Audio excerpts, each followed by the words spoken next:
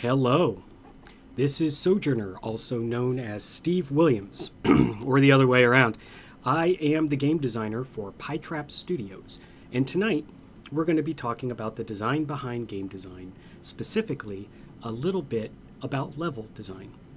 Now, in my experience, I've had 20 years of experience as a game designer, and I've kind of done everything. Not to toot my horn, but it's 20 years.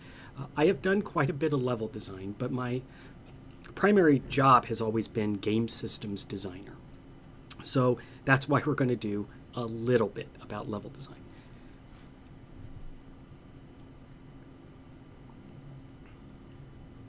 Tonight we're going to be playing Dystopika, which is in the name. We're going to be looking at a dystopian society that I have kind of created for us to discuss.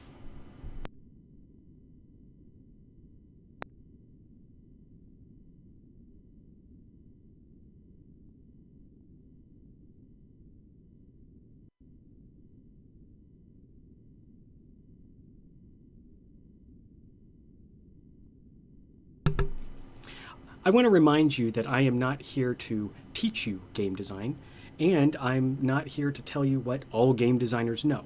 Instead, tonight I'm going to be talking, kind of codifying some things I've learned over my 20 years and try and understand exactly how a city and a level can mean so much. Tonight we're going to be pounding through a ton of topics, and as requested, my notes are not a thing I have to alt-tab for. Of course, there are 20 pages of notes. We are not going to go through 20 pages of notes, but I like to be thorough. I have a lot of things to say. But you're looking at nothing. This is where the poor live. Let's take a look at our dystopian city.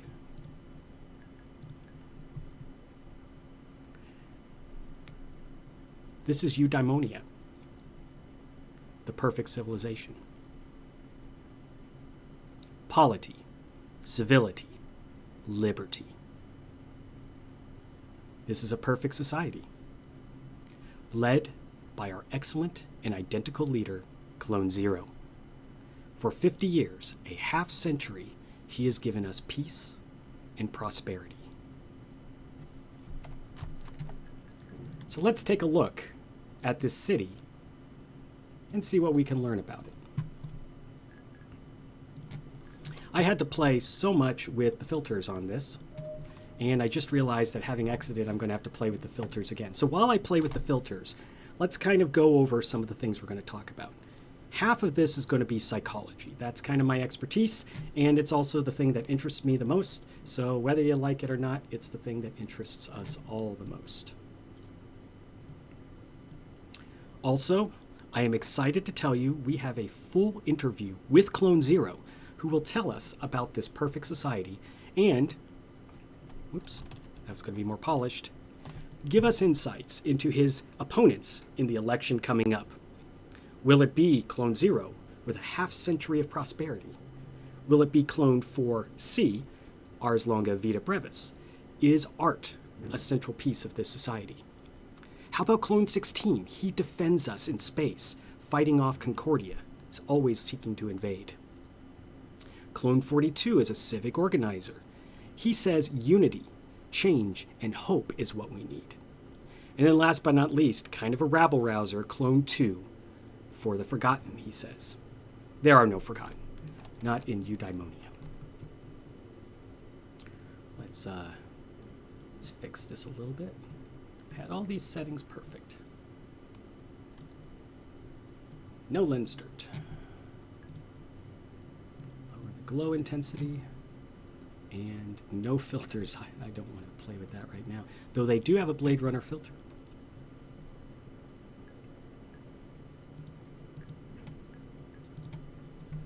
Let's take a look through this city. And we're going to engage in something called environmental storytelling. It's kind of the underpinning of what everyone talks about when they talk about level design. While I travel through this city, I want you to look for signs of inequity. I want you to think about, where do the poor live? Where do the rich live? Where is power? Where is loss?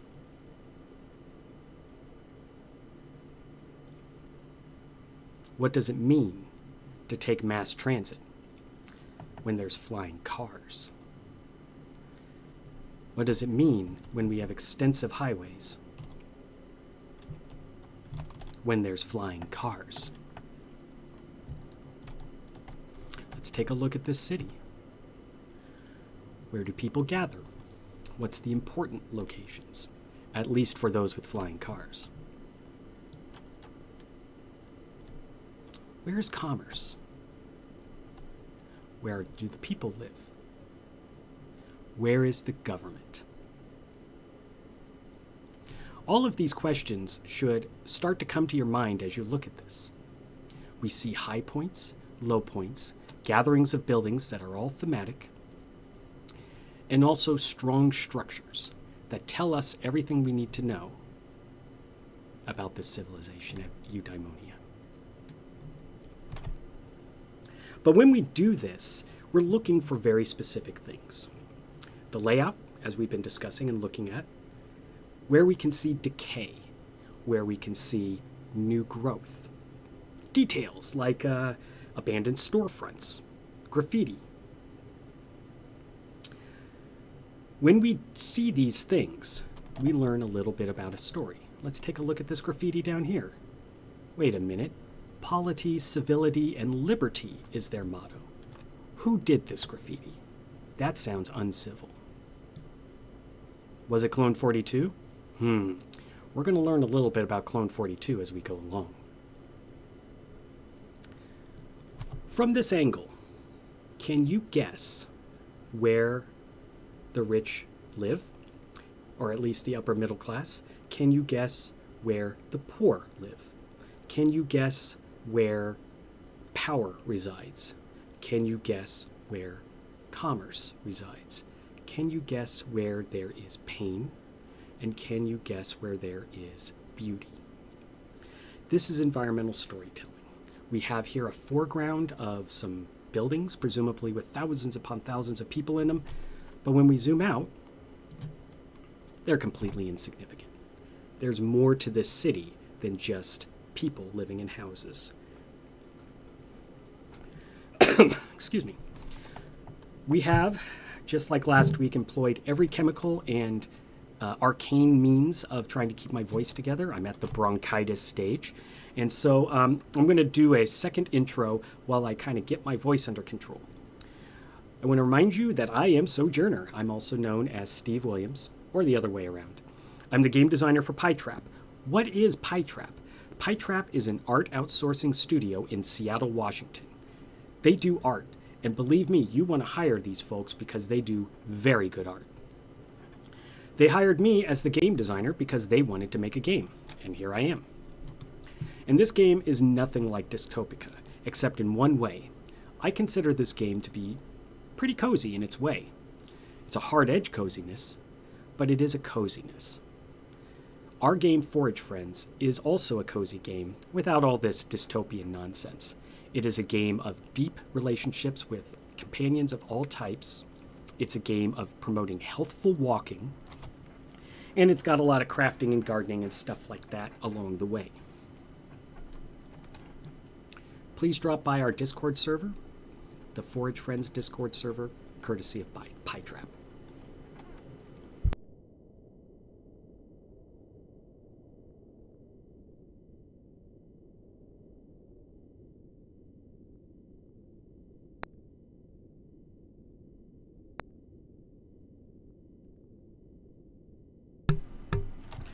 Boy, the mute button didn't want to work on that. It's a very old new mic I'm using. Very old new mic I'm using. To continue in the vein of environmental storytelling, which we will revisit, here we're just talking about the psychology of what we're doing. The fact that there are flying cars going to and fro. Busy, busy, busy. But where are they going? Where are they coming from? As I travel around, see if you can see these things and see if it can tell you something about where power resides, or at least people rich enough to afford a flying car.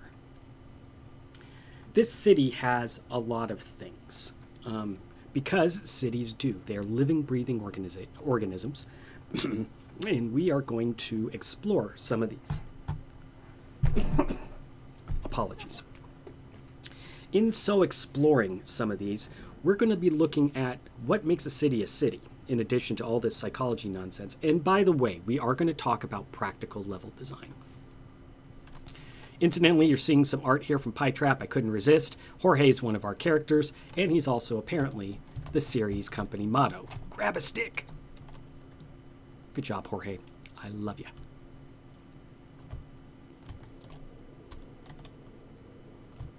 Here we have Clerkopolis around the Starman district.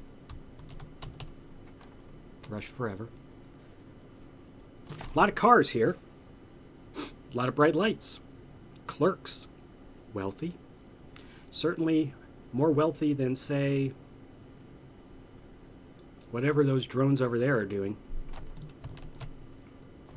We can look at some of the visual language here. A lot of neon. They love the neon. A lot of angles for these buildings to sit. It's not a rigid block by block structure. It spreads out.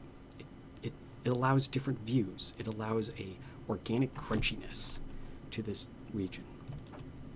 It connects to the spaceport in a meaningful way, not through flying cars, but apparently through a lot of traffic.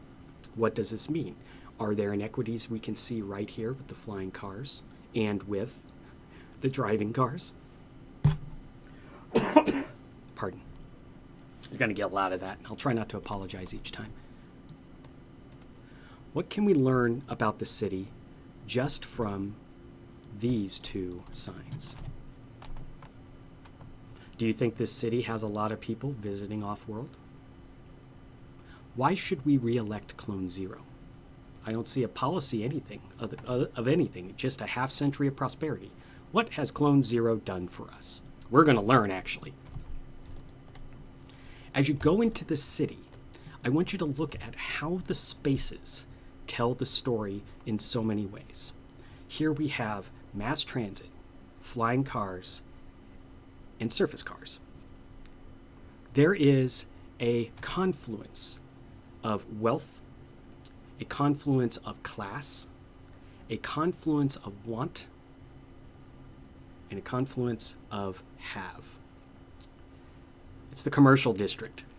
You got to have janitors, you got to have shoppers, and you always have to have owners if you're into capitalism.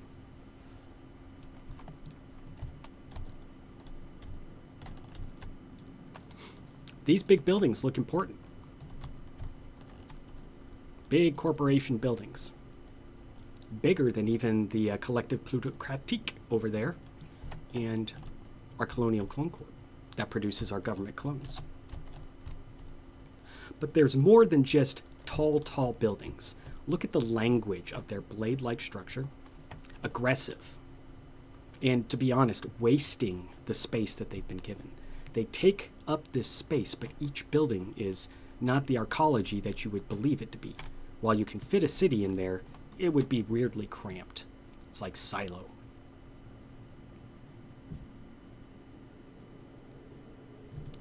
Alpha, Beta, and Omega. A confluence of something big and powerful here. Looks like some sort of maybe factory substructure. And we've learned that the pyramids, from our visual language, are where the government is. So this is a fascinating confluence of several things that we want to tell the story of. There's industry, there's government, and someone has to live in between. That's the Bella buildings. Sorry, had to give that away. As we travel around the city, I'm going to talk about some things, because I always do. It's not always about game design, because to be honest, I would fall asleep. And I know some things about things. Let's talk a little bit about William Gibson and the birth of cyberpunk, which is what we owe this entire aesthetic to. Or do we? William Gibson published Neuromancer in 1984. Weirdly, right? It was really a sketch of a broad, dystopian hypertech society. It has a big emphasis and presence of what he called cyberspace. Incidentally, he wrote the thing on a typewriter. He had never used a computer before. He coined the term cyberspace. He invented the idea of the internet. And more. So, this genre is known as cyberpunk. And to be honest, I'm always mad at other quote-unquote punks, steampunk and all the other ones, because cyberpunk is actually punk. So cyberpunk is around several things. Like all punk, the pillars of punk, I guess, are fighting the establishment, do-it-yourself culture, and a deep distrust of authority. Actual punk. And that was the cyberpunk he invented.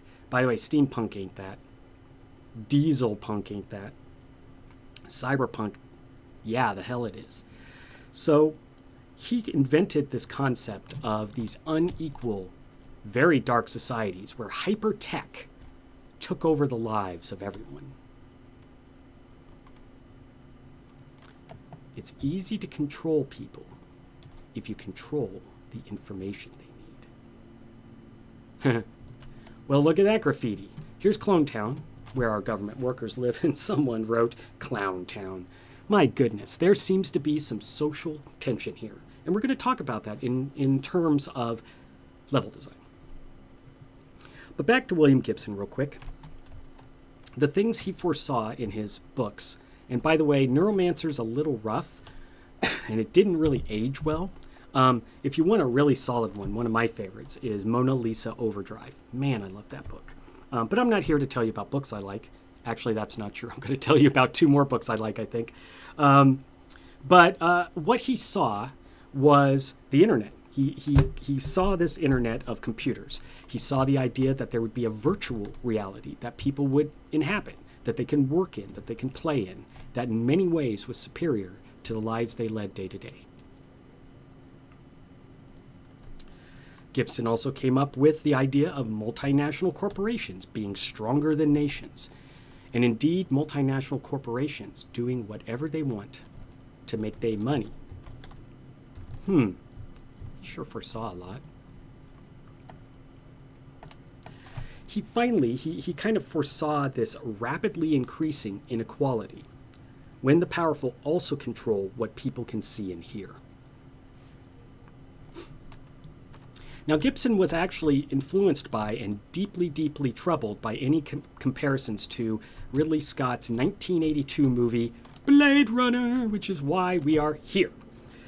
Now, Blade Runner was a seminal aesthetic, and Neuromancer was what filled in this aesthetic, what made this, yeah, that's a word, that what made this aesthetic work. Whoa. We got some more. Some graffiti in there. It says polity, civility, slavery. Oh, wow. They're going hard. Still don't think anyone visits Offworld. So Ridley Scott actually wasn't trying to create an entirely new aesthetic. Instead, he was influenced by a movie called Metropolis from 1926, which incidentally we don't have a full copy of anymore because once upon a time no one thought entertainment was nearly important enough to keep it. Let's take a look at this commerce district from this angle.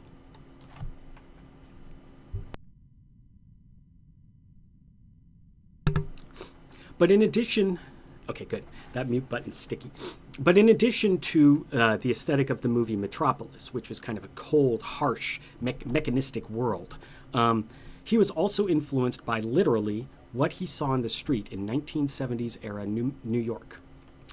If you've seen The Fifth Element, that's the same influence. A New York with that gritty kind of hostile 80s, 70s vibe, like in the movie Taxi Driver or something, but also kind of the gloriousness of so many people living together in a peaceful society. Or in the case of Fifth Element, kind of peaceful society. When both thought about their works, Ridley Scott, his movie, and William Gibson, his rapidly increasing number of books, they both strongly paid homage to Philip K. Dick and his short story, Do Androids Dream of Electric Sheep? Now, if you haven't read the book, It's quite a bit, or if you haven't read the short story, it's quite different than the movie Blade Runner. And in fact, it's a lot more about the city I've invented here.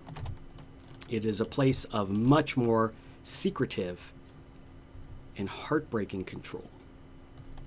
I mean, it's Philip K. Dick. Isolation, dark-haired woman. Now you know everything about Philip. Oh, and you don't know what's real. Now you know everything you need to know about every single thing Philip K. Dick wrote. And believe me, he's one of my favorite authors.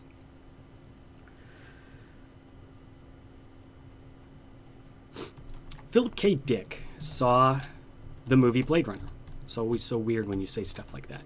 And Ridley Scott was literally curious. How would the author of a short story that he very broadly interpreted see this aesthetic that we kind of see aped here? Philip K. Dick, it is said, was almost in tears when he talked to Ridley Scott. And he said, "This is what I saw in my mind's eye, and I had no idea that this is what I saw." A dystopia is actually not that easy to present. It gets cartoonish, like Eudaimonia, right? This is a cartoonish dystopia that kind of goes with this cartoonish game.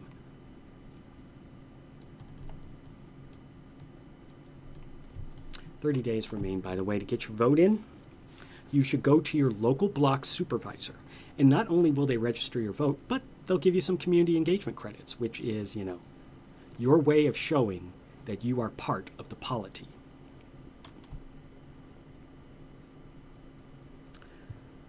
I wish, I wish I could talk about Philip K. Dick and Ridley Scott and the like, but it is time to discuss a little bit about level design psychology. I would like to go to the bridge towers. See vehicles following a lot of paths. But when I look at the bridge towers in the distance, I see a straight line path as the crow flies, right? This is called a line of desire. And it's something that city managers and city builders in real life deal with all the time. Imagine you are trying to go to the store, and there's a park, and then there's a road. If you take the road, you have to do 2 right turns. If you take the park, you can walk straight to get to the grocery store. That is an example of a line of desire. Nobody wants to take the long way. Everyone wants to take the shortest possible path from point A to point B. I mean, it's very logical, right? So the idea behind a line of desire is if you, the level designer, are trying to draw the eye and draw the player to a place, you need to also keep in mind that the player is looking around and they're going to try and identify whatever the shortest, cleanest, easiest way to get to their destination. And if they don't see it or if they don't feel it, then, I mean, it's in the name, desire lines. Their desire is frustrated. For a game, that might be okay.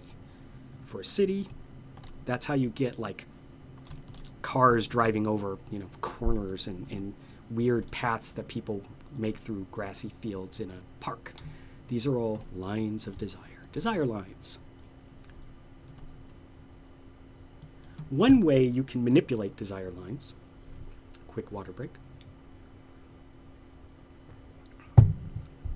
is by creating space and congestion.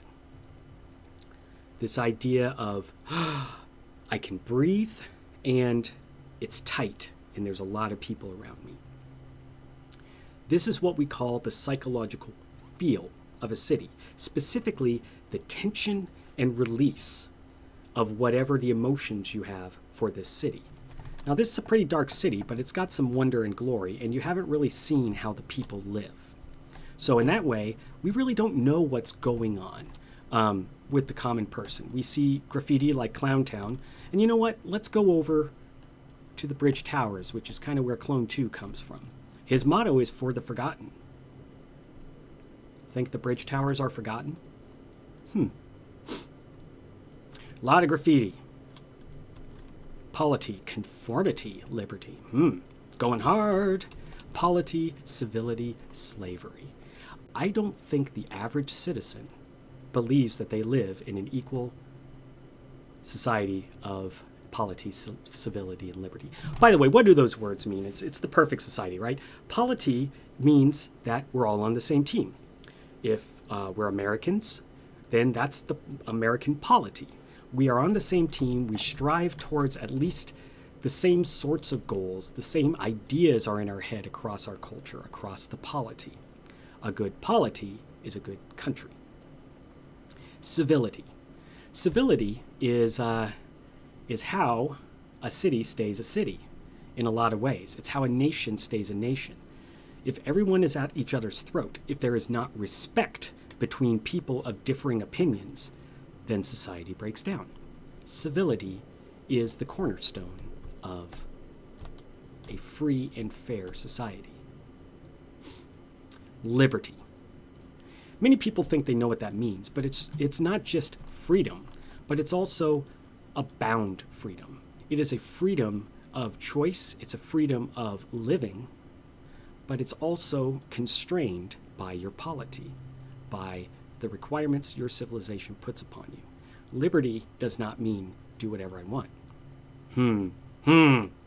Liberty means I have found my place, or I can choose my place, and I can choose my work and my attitude as I contribute to the society. Even if I'm just a clerk in a Zenzercise shop, I still am contributing to society. I mean, there's probably hella taxes in this place. So we create these emotional tones, this absurdly bright commercial district. Neon, Las Vegas. Wales, for the state-mandated active Zen, the Zenzercise Gardens. Low blocky space. Oh, I see one of my signs escaped. Low blocky buildings. High formed buildings. High aesthetically formed buildings. Who lives in the high places? Who lives in the low places? This is the psychological feel, and it is a tension. If there's a lot of low places and a high place lords over it, then there is an instant tension. If you look out your window and see a skyscraper that oppresses you, that's a real tension. There's anxiety. There's exhilaration, too. If you're in a tight space between buildings and you're on the run from the law, I'm trying to engineer this here, the moment you break free is a release. It's a release of the tension of getting through that place. We use lighting, color, density, and geometry. These are the ways we can give you a psychological feel. This is the ways we can make you tense when you see the government pyramids. This is the way we can make you feel some sort of affinity for the people of Fortuna Rock. This is how we show you the spaceport, which is, well,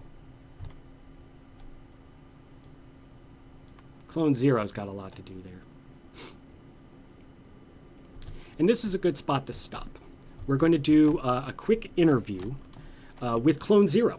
It just so happens that I got a hold of him, and in my role as a member of information distribution, and we're going to break this interview into parts because, let me tell you, I got very ambitious whenever I write, and this was probably the most fun I've written in a very long time. Quick muting and lemon teaing.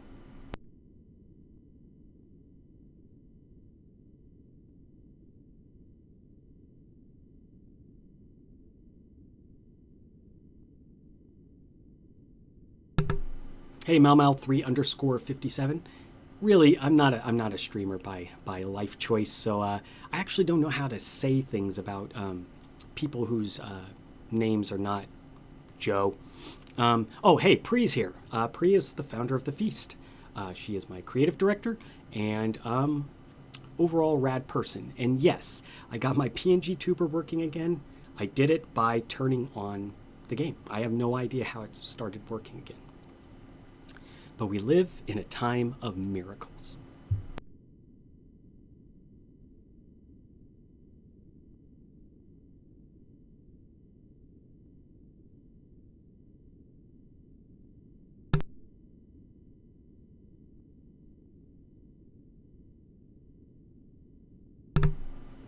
let's get on with this interview. Hello. Well, most of you know me by my city name of Sojourner. My name is actually Clone 31. And as you know, I am one of the reporters in information distribution, and it is my honor to interview you today, our excellent and identical leader. Yes, Clone 31, information distribution. You know, the Polity Wing advised me to only give you a 15, but I'm always delighted to get the word out, if you know what I mean. Take as much time as you want. I serve the people, just like you. The following discussion is worth 2 community engagement credits if you listen to the end, and 1 extra credit for sharing with a qualified recipient. Oh, make it 10. There's an election coming up. Let's not be stingy. Why, thank you, excellent and identical leader.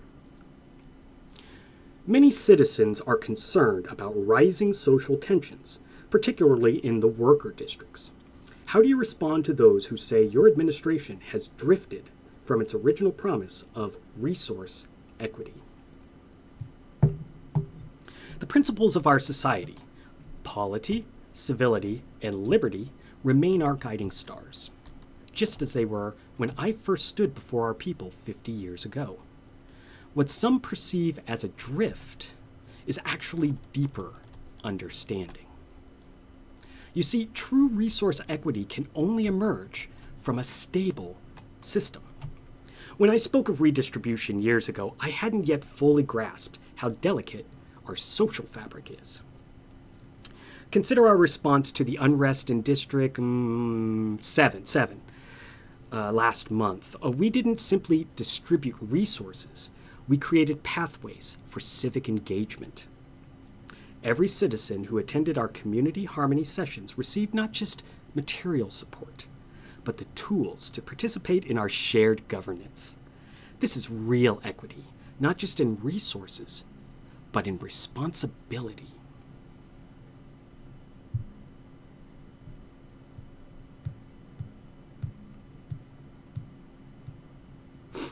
Spatial language and the points of contrast have been very obvious as I travel around. You'll note that the little people, the generated, I'm finding all sorts of signs I accidentally left in the ground. The little people are everywhere, and we don't even really see them. If you zoom out, they kind of blend in. And in the government district, they don't even get to live, just a few buildings here and there. Places like Fortuna Rock appear to be piled upon each other, maybe accreted, a literal rock of building after building after building, one upon the other. You'll see cities like that everywhere. Once I went to Guangzhou, and it had that same piled upon feeling. Poor people lived at the bottom, and my Tesla driving boss lived on the 67th floor of a skyscraper.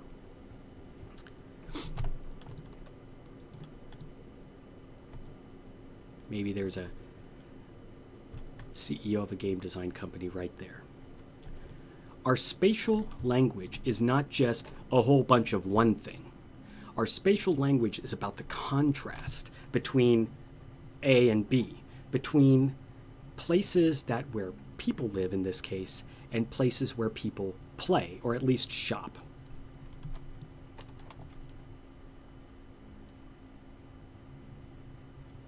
I've mentioned the different forms of transport time and time again. In any game, the way networks work, and believe me, we're going to talk about networks a ton, the way networks work also tells the story of the city, of the level. If there's a teeny tiny path, I'll wait till we get there, but if there's a teeny tiny path, it is very different than a highway. And we'll break into that because it has to do with a hierarchy of travel. Our job is not just make a spatial language and give it points of contrast. Our job is to give us architectural clues that we don't have to tell you.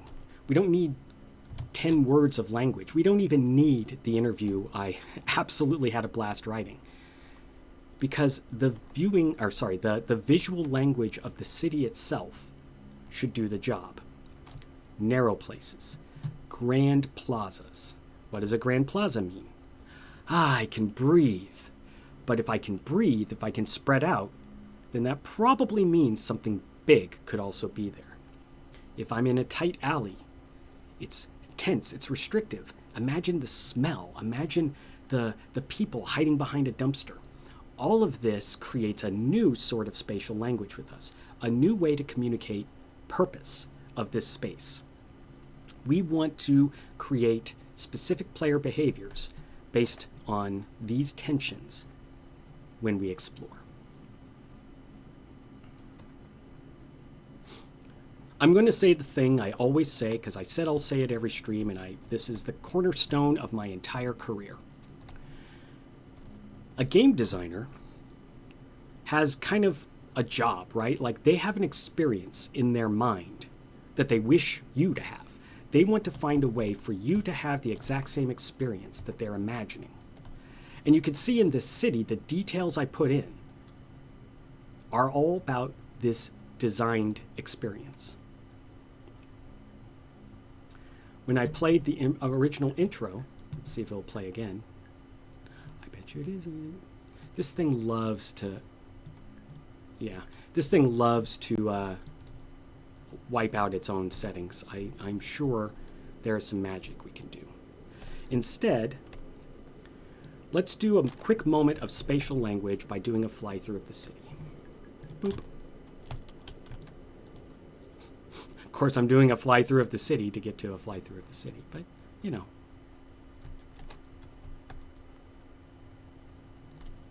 A name and a shape does so much, especially if the name evokes something different than what you would expect. What is a collective plutocratic? Who are these people? They live in a really big building. Are they clones? Not everyone is. This spatial language is something we can clearly see as we move through. We can see the tensions between the close spaces and this wide open central core. The corporations with their buildings that absolutely lord over everything else. The government situation of the Colonial Clone Corp, of which we know nothing, but we'll learn in our interview. But what we do know is there's a lot of words here. Clone bank, clone testing, clone education, clone re-education. Colonial Clone Corp seems a little bit more than what we expected.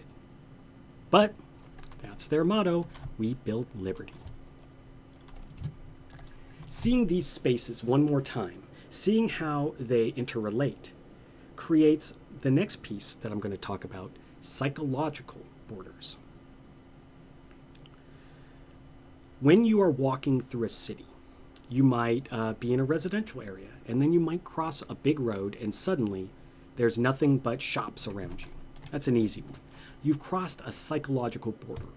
And if you were, say, going to just take an evening walk, then that's exactly the sort of thing where people say, "Ooh, I'm gonna turn in for the night. I'm gonna turn around." That's purposeful, right? Like, these psychological boundaries help us understand what a city is doing for us. When I see a park, and then I see beyond the park, say, smokestacks, we can see where the psychological boundary is going to be, even if we're not standing at it. As a game designer, as a level designer especially, you want to find a way to make this as subtle but telling as possible. And a big one is, in addition to the architectural cues I just showed you, and the changing of street width, and the architectural style of those blade-like buildings over there, and the stratoblocks where people swarm in this accreted-on Fortuna rock, or the isolated people of Bridge Towers, who seem pretty darn mad. These psychological boundaries between a place where many people live and the rest of the city is instantly a storytelling piece. You don't know yet what the point of the bridge towers is or why it's doing what it's doing, but you've already heard a little bit about it, right? You heard that it's been restive. You heard that the polity had to come in and adjust some things in order to make it not restive. They also mentioned the candidate that the bridge towers favors, Clone 2. His motto is "For the Forgotten." Big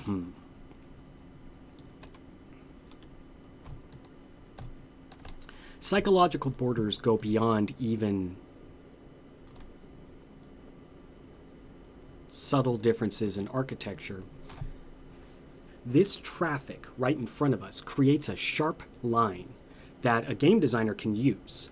We can say anything to the left of the skyway is commerce, and we could say everything to the right of the skyway is government. Now, that's not how I set this up, but this is almost implied with what we've got just in this view.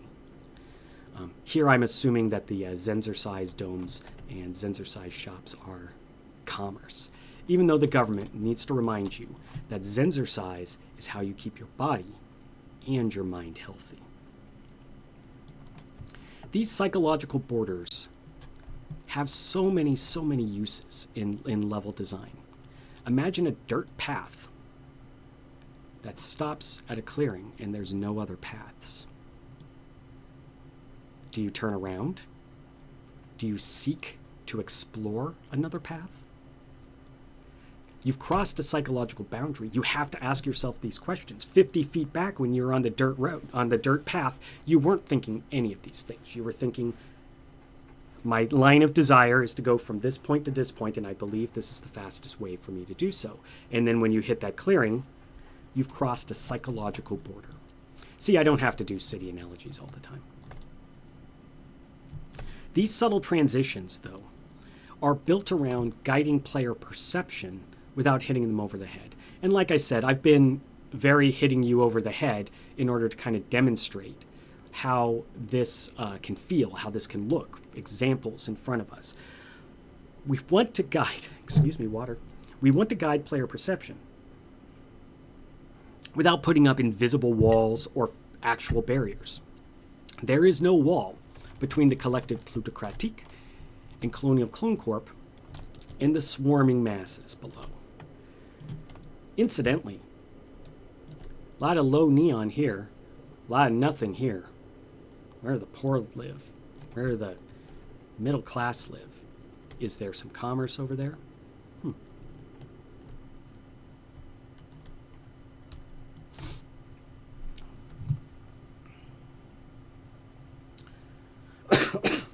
Throughout this interview, we're going to talk about food. And it just so happens that food is prominently on display. It's in the center of the other center of the city. This is purposeful as a level designer. As you learn the story of resource loss and resource lack, it makes perfect sense that one of the gigantic buildings is food. And it also makes perfect sense that this is 50 years after the famine. So it's no longer about can you get your protein, it's about how you buy your protein. You should grab a stick.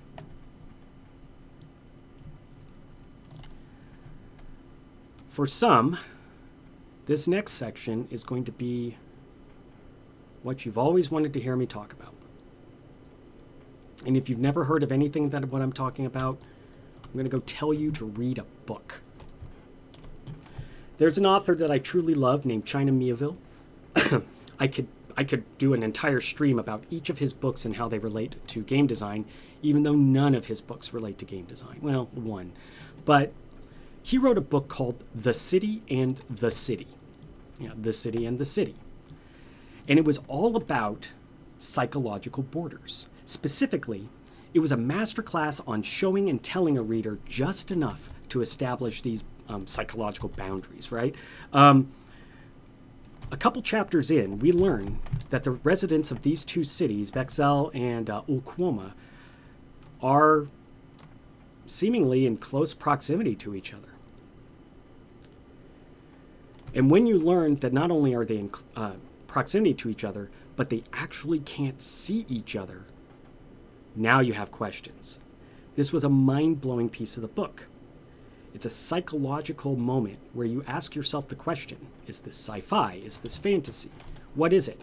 Spoiler, it's none of those things. This frickin' China Miaville, he is the best.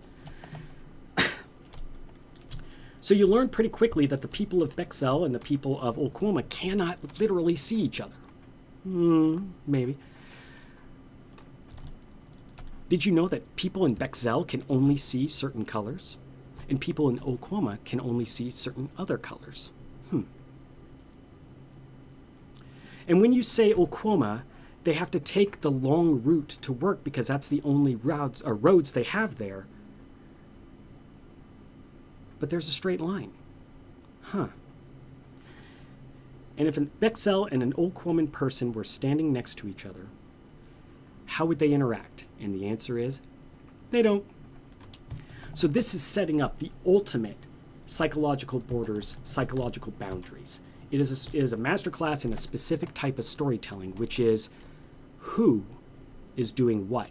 What kind of city, and the city, are there? Can people truly not see each other? What does the word unseeing mean? I'll tell you this. It's not sci-fi. It's not fantasy. It's not horror. It's something completely different. And it's all about psychological borders within a city. Because you can't see a building, that has created two cities instantly.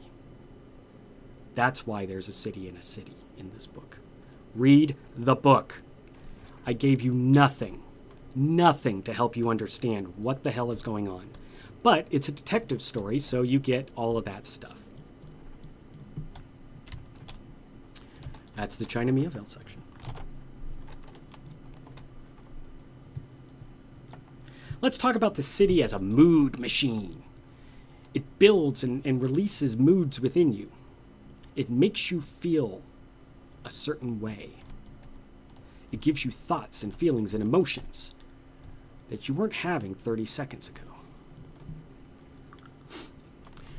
As a game designer, as a level designer, and indeed as any allied person in these endeavors, art, programming, you are literally engineering this mood. This is not a thing that happens by accident. There's no road that goes down to the wanted for incivility guy. But line of desire, you can see it anyway. When we engineer a mood, we are pulling out all the old tricks. A rain-soaked alley, dark, lights broken. A large, brightly lit government plaza.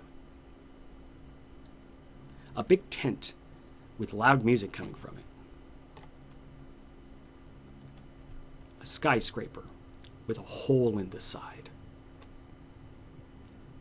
An aircraft carrier being used as a city. Each of these creates an instantaneous mood, especially the aircraft carrier. All of these evoke things inside you, especially when they are not directly related to something you've seen. None of us have seen an aircraft carrier turned into a city, but we can imagine that. And when we do, we start to have moods about it. I mean, living on an aircraft carrier, at least if you're on the deck, sounds like okay.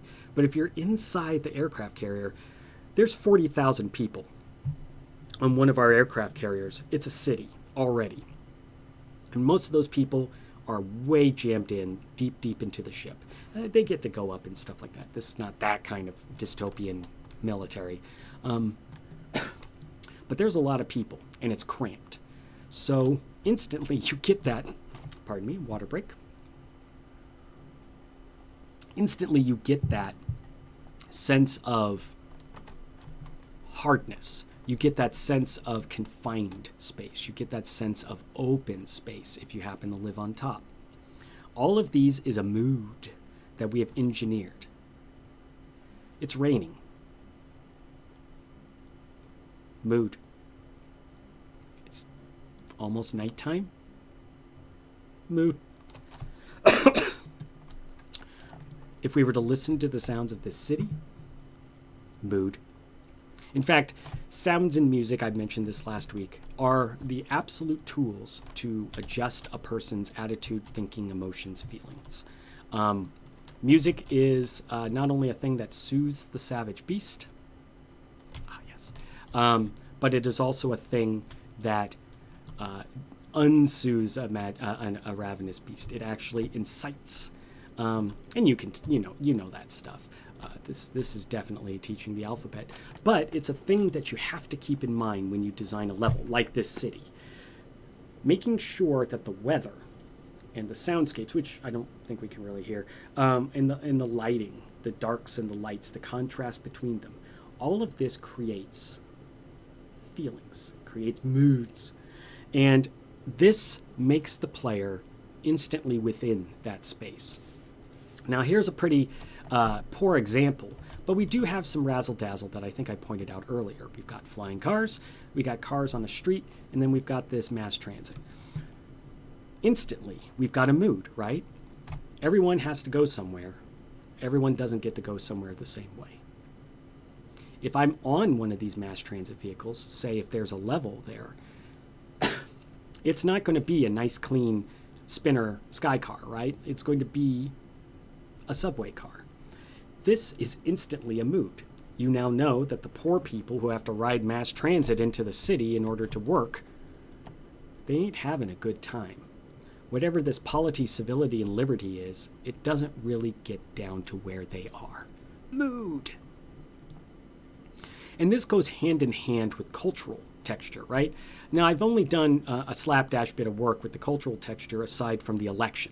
But we have some ways of looking at the culture of Eudaimonia City and getting a sense of what people do, what they believe in, what they like. For instance, building-sized holographic ads for the various candidates, for the 5 candidates for leadership. Yeah, that's a choice. That's a cultural choice.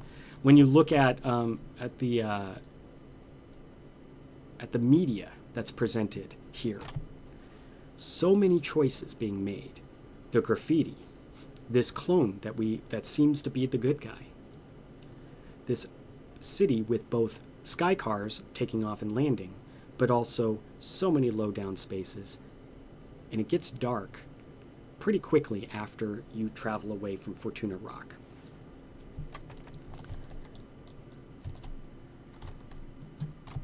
I don't know what these mean. I don't. It's one of the pieces that came with the set, but it also creates a cultural sense. This is, I mean, it reminds me of the 90s, to be honest, but you see this sort of thing on hip, trendy new buildings, places that are filled with things called lofts and condos, which are just apartments, people. You just pay for them differently. These things also give us that cultural and atmospheric texture. These folks in this building, I mean, I don't know if they are having it better off than the people of Fortuna Rock, or heaven forbid, the people out here. But it's a pretty safe guess. If you get cool lights, yeah, you're probably not poor. And you're definitely not in the poor part of the city. We get more complex areas because of that, like Starman, the Clerkopolis location. It has very distinct vibe. It's probably the most neon lit residential area we have. It looks like there's vibrancy within. Like I said earlier, the buildings are not in precise lockstep rows.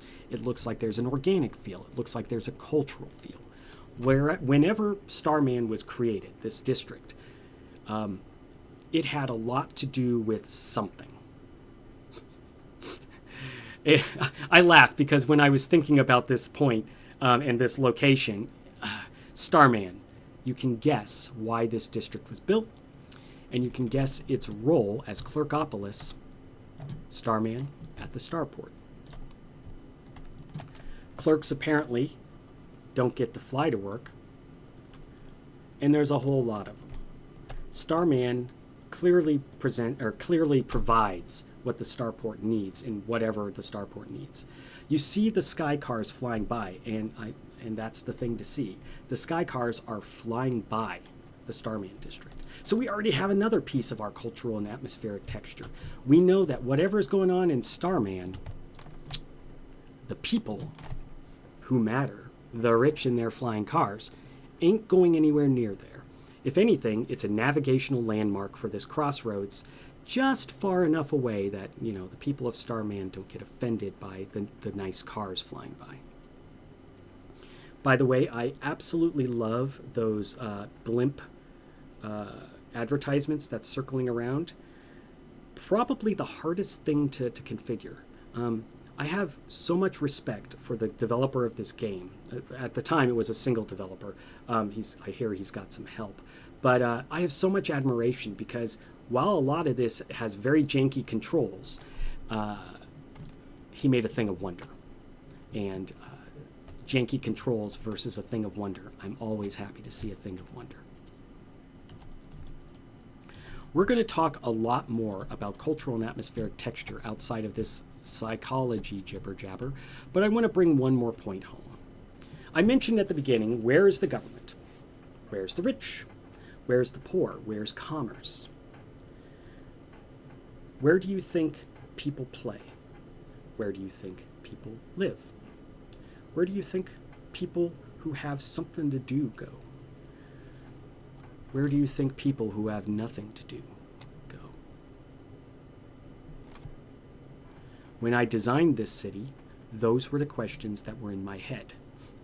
And as a game designer, if you didn't have the answers while I was looking at this city to these questions, then, like last time when I talked about this, it's a failure as a designer. Is that bad? Not always, but it is a failure. If you're not having the experience that I want you to have, I mean, that's what a game designer is, as I say 20 times during a stream. I just noticed Chrissy. Hello, Chrissy. It's awesome to see you. Chrissy and I work together. Actually, I'll just call you Zextrin. I mean, that's the right thing to do. And if I'm mispronouncing it, do let me know. So, wow. I really appreciate all of you showing up. It's level design. It's kind of fun. But it's also narrative and in its own visual way. So we talked a little bit about the city as a mood machine. And we talked a little bit about cultural and atmospheric texture, which are, tightly related, right? The moods, the feels you get from this city and the feels you get for the culture are very similar. That RR over there, it's actually a symbol I made a long time ago for a very different reason. But the reason why I like that is it's the only words that appear around here that aren't in the city's font, that aren't in the city's colors. This provides a cultural and atmospheric texture. Who are these folks? Instantly, you're like, well, this color palette's off. Wait a minute. This building has a big flashing a red light on top, which, so other than the signs and the layout and how I have manipulated the buildings, these are all vanilla assets. And the day that we get modding support, this game is going to explode. But if you're curious, this is an art game where you can excel as an artist. People are doing things that are kind of mind-blowing just using these assets. There's a transparency system for these signs, so you can do all sorts of things.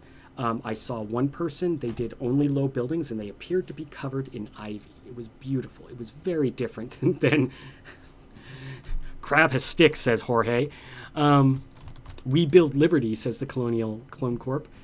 Obviously a different vibe, and beautiful for that reason. Apparently it was a place he lived in Hanoi, so even better. To finish up the psychology section, we're going to talk about the city as a mirror of the player. Hang on, gotta check the doodly-doo. What's the... I never can find it. Anyways, whoever doodly-dooed, thank you. There it is. There it is. Hey, Rocking Dead, I know who you are. And I'm hoping you're enjoying this game level design stream because I know it hits close to home with you, sir. He's a level designer, or at least he used to be. The city is a mirror to the player. What does that mean? When you take a player action in this city, when you do a thing in this city, that is a dynamic point. That's a point where even if I can't demolish a building, if I can do actions around it that kind of create that tension between me and that building, you're still giving the player this powerful agency, and you're giving this sense of consequence to what they do. Example, what if I could only choose in a game to side with Ceres or Strong Corp? Let's say it's even a tough question. Choosing one or the other is a moment of agency, right? Pure agency, as pure as it gets. Diamond agency. However, we already have a visual language here between Strong Corp and Ceres, grab a stick, that helps the player also develop something that makes it theirs. You often hear in games that there are good guys and bad guys. You know, you could play the virtuous form of the character, and you can play the evil version of the character.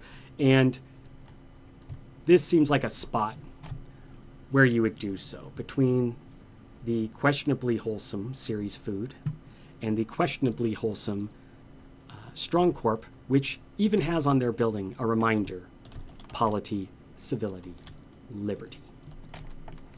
So they're definitely patriots. They're definitely strong on the polity. They believe in the team. Ceres, it sure looks like an ad for me. Jorge's Fresh Sticks? He's a great mascot. I love him. But is this the same weight class as Strong Corp with its shiny high tech? Interesting choice. And because you see those two things, you might have an instant response. Do I want to go with the red kind of corporate tower with the big thing on the top, or do I want to go for one of these sleek blade-like buildings that waste that space but conquer the sightlines? The context of the game, obviously, will help you with these choices, but just even the color language, red, green. Someone's a good guy. Someone thinks they're a good guy. Your agency in making this choice gives you that sense of consequence as a player. It's a mirror back at you.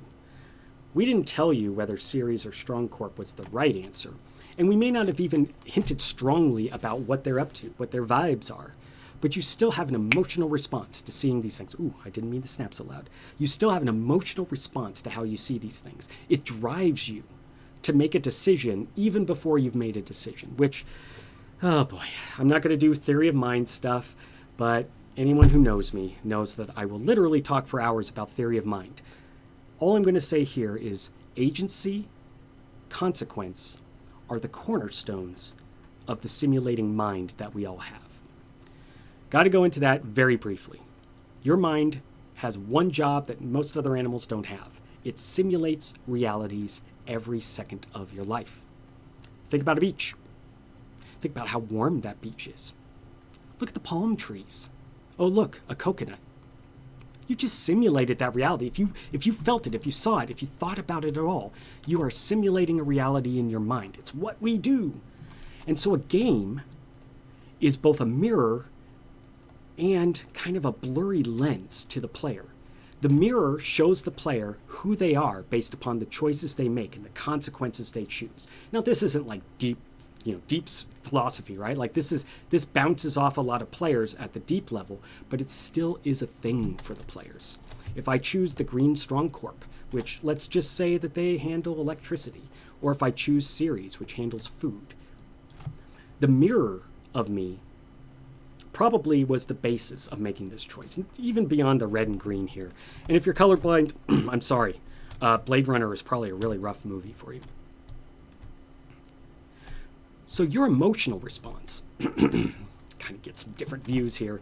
Your emotional response from area to area, it has a narrative impact on you.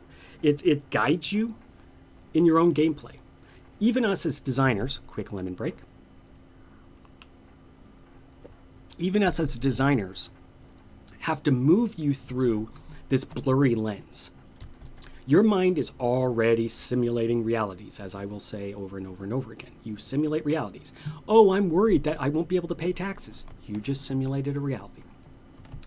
Because you're busy doing that, and because this scene in front of you evokes all kinds of thoughts in you, some of which I told you, and you're taking them on board, some of which you're noticing, some of which are bugs, like that head that's sticking out of the ground because I didn't clear that sign.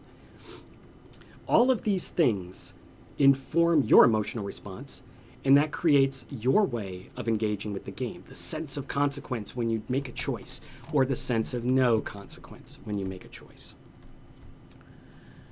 Have you ever had a boss fight that you barely survived, and then you discover you have to walk back through the plaza or wherever that you fought that boss fight? How do you feel if you had to go back through? You know you have to go back through. How does that make you feel? And not in like a I'm your therapist way, but what does that do to you in terms of tension, in terms of release? You had the tension of the boss fight. You had the release of victory. And then all of a sudden, the tension comes back. Oh no, that plaza, it's so well lit. There's health packs everywhere. I thought I defeated that person. All this emotions just skittering around in your head because this city or this level reflected something about you yourself, filtered through the blurry lens of a game designer. And let me talk about the blurry lens.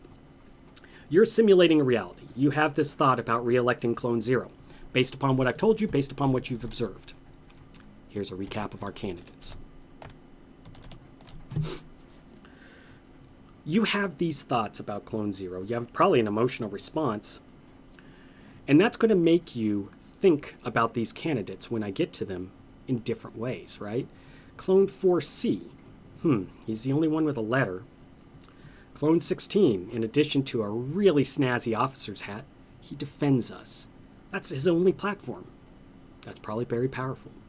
Clone 42, organizing communities, trying to change this dystopia to be something more equal, which incidentally is what Clone Zero ran on 50 years ago. And finally, Clone 2, is he a dissident? Is he trying to make real change? Is he trying to remember the workers? Or is he trying to climb over their backs to get somewhere? I want to remind you that 30 days remain. Please report your vote to the local block supervisor and you will get your community engagement credits. And this is a good time for our next interview. Scroll, scroll, scroll. The words are so big.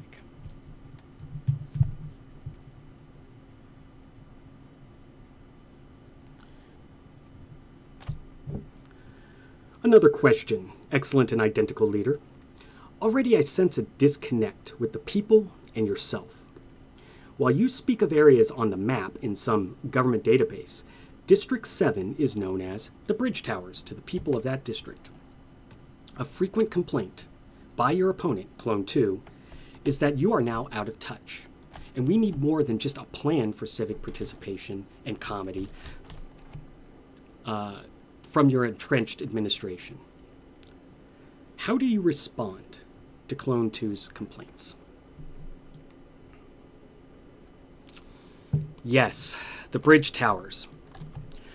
You know, I walked those bridges myself during the resource crisis. The local name comes from the old transit bridges, and they were remarkable engineering that connected our industrial heart to the central commerce districts. Those bridges also taught us something very important about our society. Every structure needs both flexibility and strength to endure. Now, my colleague, Clone 2, he speaks with the same passion I once brought to these halls of governance. But passion without perspective can fracture the very foundations we seek to improve. When he talks about being out of touch, he misunderstands the nature of liberty.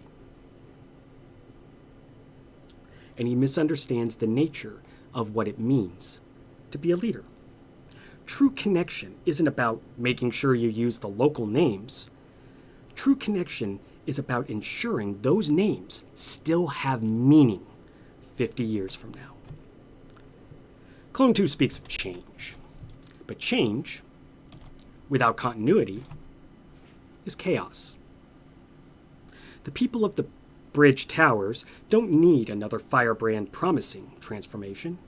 They need steady hands guiding their community towards fuller integration with our society's principles. Remember, it was passion that built those bridges, but it was patience that kept them standing. And they're still standing, aren't they? Just like our principles, just like our system, just like our shared future.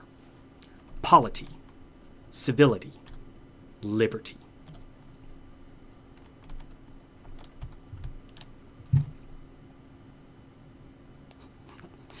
Even though my notes are on my phone now, it doesn't fix anything.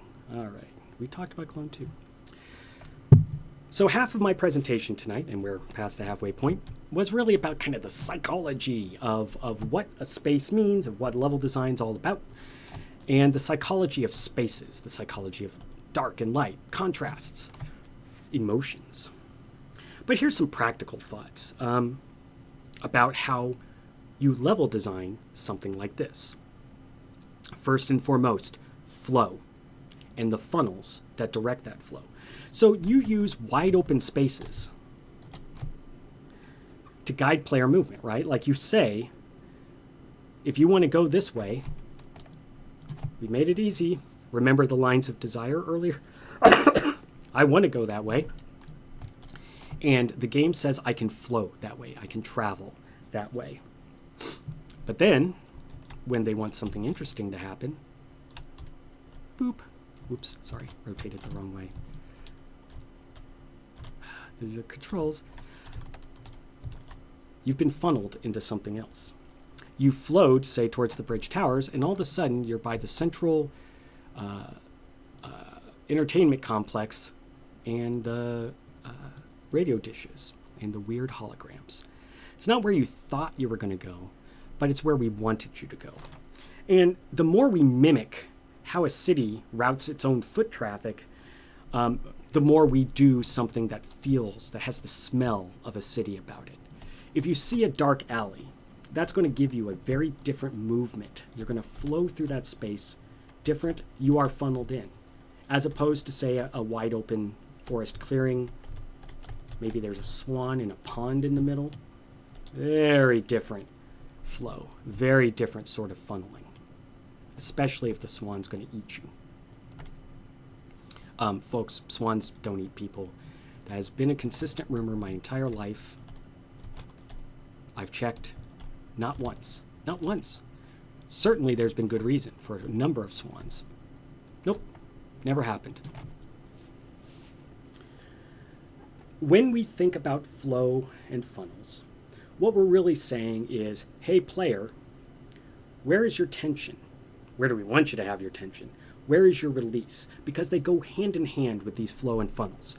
When you route your player traffic down a superhighway, it flows very differently than routing your player through, let's see if I can pull one of these off, than when you're routing your player through this. Now I gotta fix this or else I'll never move this again properly. All right. Let's look at that camera movement again and think about what you see in this space I've created where you can see where a player, let's pretend like you're in a sky car because you're rich. Where can a sky car go easily? Where do you flow from point to point? If you were traveling, what funnels you in as a sky car? And what releases you as a sky car? Let's see if we can learn a little bit about this from our, I thought we had the playthrough still. Okay, let's create it again. Oh, well, also I should hit play. Where's the flows? Where's the funnels? Where's the tension? Where's the release? Where's the rich? Where's the poor? Who has power and who has none. Flow and funnels is exactly the same thing as tension and release, and it's exactly the same thing as the visual language you're trying to establish with your city. Always hitting the wrong buttons. Now this next one is probably the very most practical level design thing I can say, and everyone knows it. Have you ever heard of a weenie? You know, if you know anyone who's worked at the Disney parks, you certainly have heard them say weenie. Have you ever heard of a point of interest? Okay, well that seems like a little bit more of a standard thing. But we're going to use the word weenie, and we're going to use it in the way that I was taught. So I happen to work with a couple people who are ex-Disney Imagineers, which is, you know, what a rad job, right? Or at least on paper. One of the things that you learn about is how the park is laid out. In fact, much like this city in a lot of ways.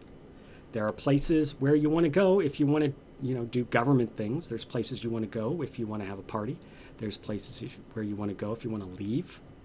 There's places where you want to go if you want to eat. There's places you definitely want to avoid unless you're rich. These landmarks, these POIs, these weenies, anchor the player in the game. The blade-like buildings of the central government, or the Central Commerce District. The tall towers that we learned earlier were where the clones live, our government. Ceres is over there, which means that I know that this building is Strongcorp. And 3 levels ago, I had to make a choice about them. So from this point, near this government pyramid, we have a lot of weenies. We have a lot of places we see that kind of put a thought in our mind. If I go over to the Zenzercise whale, I got a thought in my mind of what's going to happen when I do some Zenzercise. If I go to the government pyramid shooting light into the sky, definitely I have a thought about what's going to happen there, and it ain't Zenzercise. These landmarks are more than just anchors for your vision, though that's their primary purpose. They're also storytellers that tell you where you're going is going to have these sorts of things going on. Going to the Zenzercise, traveling along the roads, trying to climb to the top of the collective plutocratique, finding out the mysteries of our central government's cloning facility.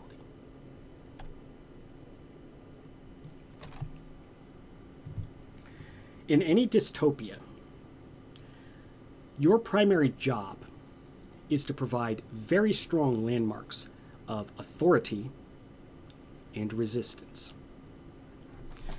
As I said earlier, I really kind of, put this all on the nose. Our story seems to be about this. Make it even more on the nose. Who's got the power? Who's the authority? Who's the resistance? What's the visual language of resistance? And what's the very obvious visual language of authority? We talk a lot about Fortuna Rock. It's bright, it's vibrant, it's stacked upon itself. It's this collection of buildings, accreted from somewhere for some reason. This dystopian landmark can go either way. Is this a sign of authority, because it's right next to the government, or is it another sign of resistance? Well, we've learned a little bit about that with Clone 42, and a lot of graffiti. So we've learned already that Fortuna Rock, resistance. Using these landmarks as an anchor also gives the player a sense of falling back, moving forward. If you are part of the resistance, and say you start in Fortuna Rock, then you have this anchor in your mind that when I'm way over here, doing shenanigans over here, I still know in the back of my mind that if I go backwards, sorry, this thing does not orbit properly. If I go backwards, I'll be back at Fortuna Rock. Fortuna Rock is not just a landmark, it is an anchor. In my mind's eye, in the simulations in my mind, I am now anchored. A good authority structure, a good dystopian city, should have government on every side. Let's see if that's true. Got the government pyramids over here. Definitely over here on this side of the city. Over here on the side, we looked at these earlier. We got a government pyramid and a corporation and all the people who live in between. And then we got the Clone Corp, which we really don't know a lot about in the collective plutocratique. We don't really know a lot about them other than they build liberty, but they sure have alarming things like clone education, clone re-education, clone testing, and as we'll learn, there is advanced clone re-education. Incidentally, everything I've said should probably give you a sense of what's going on in this society. What if I said that only clones are in government? And let me even go further. There ain't no non-clones in government, and there ain't no clones not doing government. Sounds like a free and just society to me. Sounds like polity, civility, and liberty. Oh, let's check that. Polity, are we all on the same team? Civility. Do you think everyone respects one another here? Do you think that a conversation between two people from different classes, from different occupations, from different life stories, will be able to respect one another in a city like this? What are the signs of how that doesn't say? Or if that is true or is that not true? And part of that is, of course, authority versus resistance. Also, authority versus just people trying to get on with their day, which is the vast majority of people in any society. While this place looks terrible in its beautiful way, the vast majority of people on this planet in Eudaimonia are probably going to tell you they're happy. There's a reason, excuse me, there's a reason why Clone Zero has been the leader of this place for 50 years. He represents stability and continuity in a place of deep contrasts. This sort of storytelling just comes from this sort of thing, from the government pyramids with his face plastered on it, from the city's motto, from the planet's motto of polity, civility, and liberty, only on things that seem to be government-facing, or at least a corporation over there that's wearing this on the sleeve. We have all the pieces we need to see for corporate dominance. We have everything we need to see for the dominance of authority. And we also have everything we need to see about what it looks like from down below. And on that note, let's continue our interview. This time with Clone 16.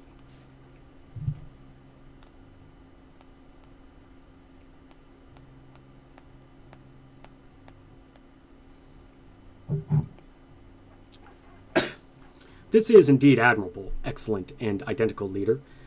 I'm sure you can see the bridge towers from your office here at the top of the government pyramid. This leads to another question about your administration. You've mentioned several times the community and civility measures, as you say they got us through last generation's resource crisis. But Clone 16 is running on questioning if our resources are properly managed by your quote-unquote peaceful measures, as he explains it. If we are no longer in a resource crisis, but are still at war with Concordia, shouldn't we put aside some of these social measures and focus primarily on defense off-world? Our commitment to social stability, Clone 31, is through civic engagement, and it's not just about managing resources. It's about managing humankind itself. Consider the profound success of Clone 16's dramatized battles. They unite us, inspire us, give us a common purpose. It's why he portrays himself in these dramas. The authenticity of his years of battle command inspires us all. But they also teach us something deeper about the nature of conflict and civilization. Look over there, those flares in the sky, what some call the eternal war. They represent both our greatest challenge and our greatest achievement. When I look down at the bridge towers or up at those lights, I see the same thing, the need for order amidst chaos. The off-world threat requires more than just military might. It requires our social cohesion. Clone 16 is an excellent military commander, and his service is invaluable. But he views everything through the lens of combat. Our social measures aren't a distraction from defense. They're the foundation of it. The community harmony sessions that some criticize as excessive are precisely what enables us to maintain our military readiness without sacrificing our civic virtues. Clone 16 forgets that the battle for our future is not just in space, but in every community center, civic gathering, and peaceful resolution between people. Remember, we didn't overcome the resource crisis through rationing alone. We overcame it through unity. The same principles apply to our current challenges. Every credit invested in civilian harmony is a credit invested in defense. After all, what are we defending if not our way of life, our principles of polity, civility, and liberty?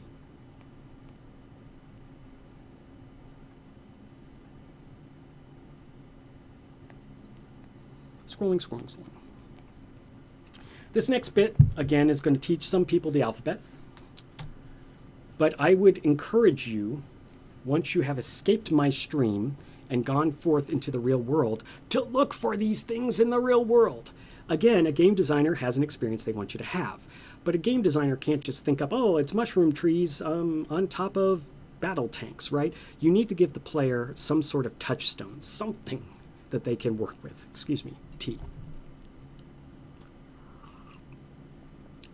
Through layered architecture, bridges, rooftops, and of course, subways down below. Excuse me, I laugh every time I see that sign I accidentally left there. These layered architectures give us that sense of dynamic movement, great vantage points, tight spaces.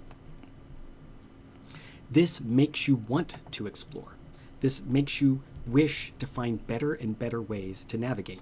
Lines of desire. I'm going to mention it so many times.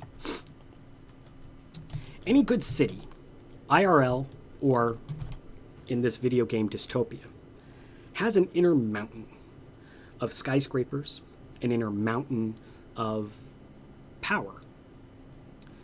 And around it has hills and valleys that kind of denote various regions, various vibes, the visual storytelling we talked about earlier. So if the mountain tells us this is a cyberpunk city, the hills define the cyberpunk city. The government, the restive bridge towers, the glory and beauty of Fortuna Rock, the massive spaceport, which appears to be completely turned into a voting area for, our excellent and identical leader. These skyscrapers in the middle, the mountain, and these hills around it wouldn't be anything if there weren't valleys. Rich and powerful people live on a mountain. Rich and powerful people live on a hill. So who lives in a valley? Let's take a look.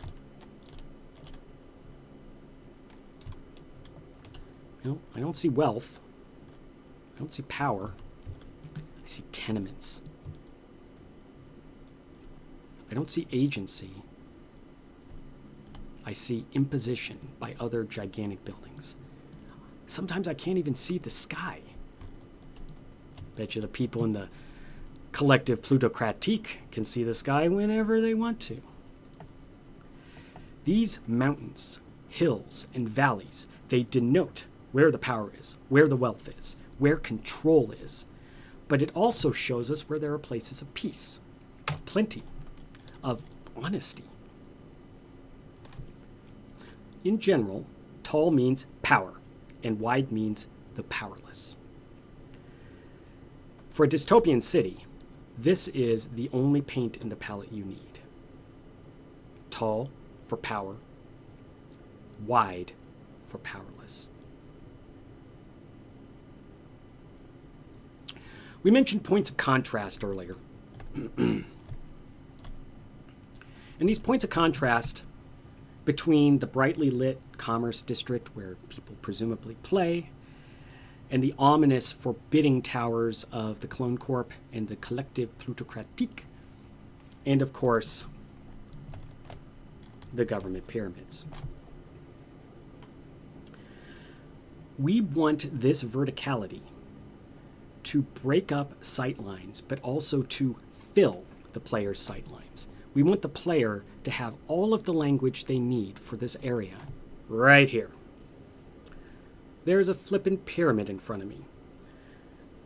That sign that says our shared values probably puts out more power, or probably costs more power than all these buildings, all these tenements around me.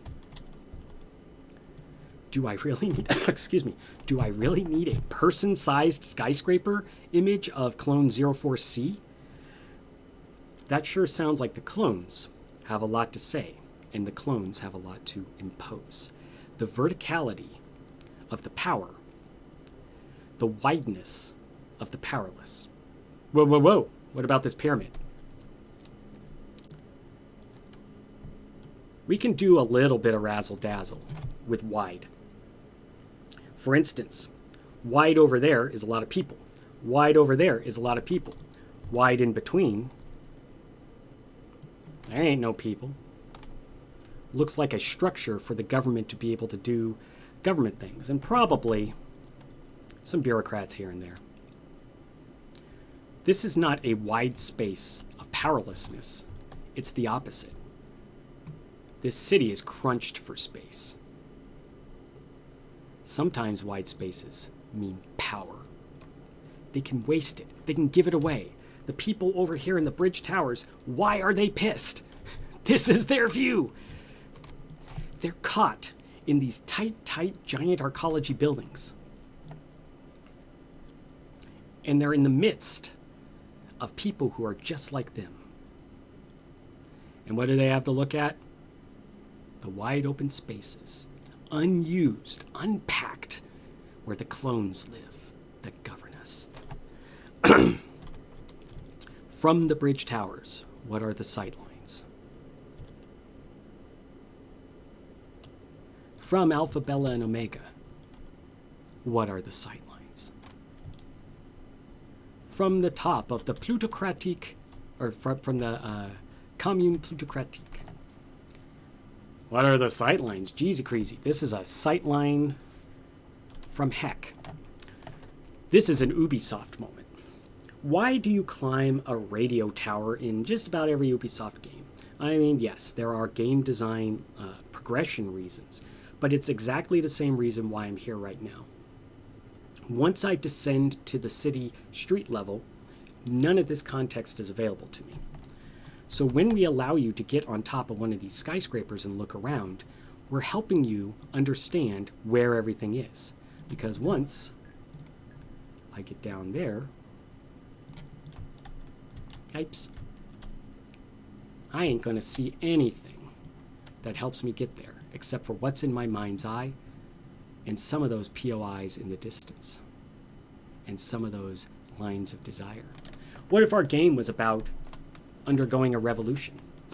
What if our game was about rising up against the clones?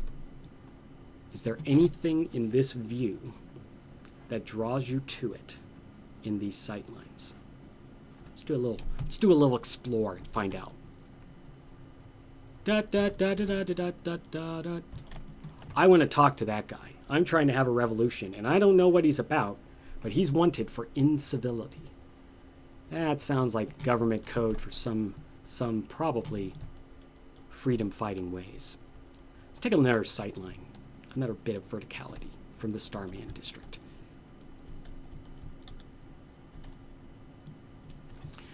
What is... let me mess with the camera here. What is my... What is my verticality What is the vertical elements that draw me to things? Things. Sorry, I petered out. For instance, you can see the sign over there for Fortuna Rock. Ceres Food, grab a stick, dominates the skyline from where you are. If this was a game level and we wanted you to go somewhere, I think you have enough information here to go to the next place. Why? We have several calls of attention here. This giant election sign, a visit off-world sign, and of course, the skyscraper itself. Especially if the game specifically tells you that you're going to go into the skyscraper to meet the incivility guy. Standing on top of this building shows you where to go. It gives you the sight line. It puts that little bump of direction in your head as you're rotating. You're like, oh, it's over there. And more importantly, pardon me, more importantly, if the story involves, hello, Starman, if the story involves a revolution from Fortuna Rock, it's over there. I have a sight line to it. I have this sense of A to B, that the verticality channels. We saw that with the wanted incivility guy. I should have mentioned it there. But the purpose of verticality is not just tall and short and providing contrast. Verticality gives us sight lines. It gives us the language as a level designer to say something to the player without us having to say anything. I don't really know what those holograms are. They just came with the kit. But they're very evocative. And if I'm supposed to be a freedom fighter and I'm supposed to turn off the holograms, the game has given me my first answer. Where do I go? Well, two answers, but you can see that one's close, one's far. Let's do a quick review before we move on. Where are the rich? Where are the poor? Where is power? Where is powerlessness? Where is the way to travel? Where is the way to find your government? Where is the way to find food? Where is the way to find a home? Where is the way to play? Where is the way... This was very impressive. Where is the way to have power? Probably the members of the collective plutocratique work in these gigantic arcology-sized buildings that are so thin, so narrow. Power in the waist of this building. Tall, power. Short, signs of my face. Short, powerlessness. Wide, powerlessness. Tall and strong, power. Sometimes it's different. Emptiness is power. Crowdedness, powerlessness. In order to deliver this psychological impact, this way of evoking desires from the players, you need to have those sharp points of contrast, those ways in which a player can see, oh, I'm at Fortuna Rock. This is where the freedom fighters are. Oh, I'm amidst the government pyramids. I'm in danger. Here's where the clones live. Nice buildings. Maybe we might have like a heist in there. The Zenzercise active Zen location. So much fun could be had there. And we're going to learn a little bit about Zenzercise when we interview Clone Zero about Clone 04C. These points of contrast, affluent, industrial, commerce, power, like power generation. There's so many ways you can use these abrupt shifts between a pyramid, say, and a neon-lit place where apparently the Rankin Bass Elrond from The Hobbit lives. There are so many... man, I'm glad we aren't hitting too many of the Easter eggs, but there's a lot of them. A lot of them in this city. Now, there's other ways that we can show these abrupt shifts. What if suddenly you never saw polity, civility, and liberty again, but you saw things like polity, civility, and slavery, and polity, conformance, and liberty. These are ways that we can instantly know. There's the sightline I wanted. Of course, I can't reproduce it because of these janky camera controls. My apologies.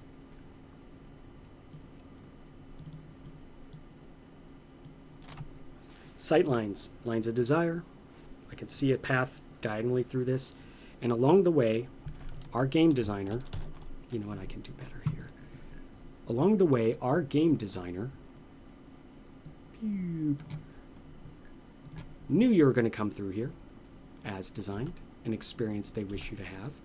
And so they put in the clues for you to know whatever this district's all about. I don't think that they're all on board with the clone culture. Now I'm going to do an abrupt shift. I've done some city builders. And when you talk about cities, really what you're talking about is a network of travel, a network of power, a network of industries, a network of commerce, a network of populations, a network of social structures, religions, malls, skating rinks. These networks are often expressed in level design, especially city level design, but this is broadly true for level design, by showing you different forms of these networks. And I've harped on this quite a bit, but we have the flying cars, we have the mass transit, and we have the highways. These are all networks.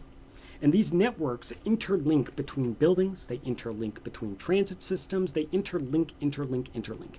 This is the backbone of the movement of the city. A city is an alive thing, and you can't see something living if it isn't moving. Your networks and the things that travel upon them is your primary way of showing this backbone of movement. This is the muscles that are contracting and releasing to show the player that this city is not just laying there. This city has purpose. This city has life. Even if it's, I got to go to my job janitoring at the Zenzercise because I'm poor. Because of this backbone of movement, it gives us a new thing. It shows us a respiration of this city. I've talked a lot about how regular things in your vision can be good or bad. A rhythm, a pulse. All games have a pulse. And it's partly because it's numbers and there's timers and stuff. But games have a pulse in terms of how often you get content, how often you get a challenge, how often you need to stay home and rest, and how often you are in the thick of it. The magnitude of any of these network paths gives you the strong cues you need to figure out, purpose, and also to kind of figure out quickly what's going on here. When you have an interconnected system of paths, like a street network, they come with nodes. This is network theory, and believe me, it's a really, really, really complicated part of math that I don't have in my back pocket, thank goodness. But we can kind of talk around it. The magnitude of any network of, say, paths contains within it nodes where they connect. And these nodes, hubs, create our movement flow. Now, I did it on the nose with the spinner cars. We know a lot about where to go. We know a lot about what's going on in this city just by this primary transit network. I talked earlier about how none of the spinners, none of the flying cars, sorry, that's probably a copyrighted term, none of the spinners are going anywhere near Starman. Whoever lives there, they don't have spinners. This then invites the question, well, how do they get around? And we saw earlier that if their primary job was at the starport, being Starman District, then, pardon me, then we kind of have the answer. But let's talk magnitude. Sure, there are a lot of flying cars, a couple hundred at a time. That ain't nothing compared to this highway. The amount of traffic moving back and forth is a backbone that shows you a fast path. This is the quickest way from this district to the starport. Your line of desire coincides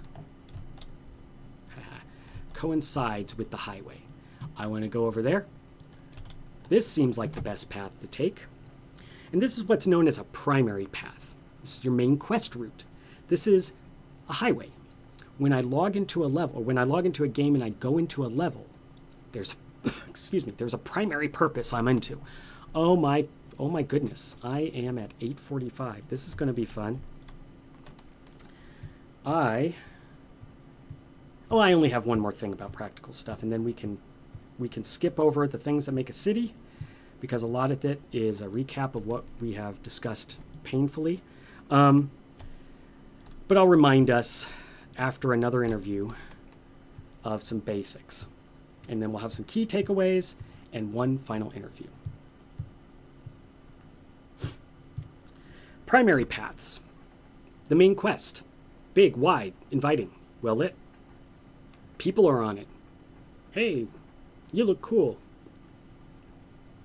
Secondary paths. Side content.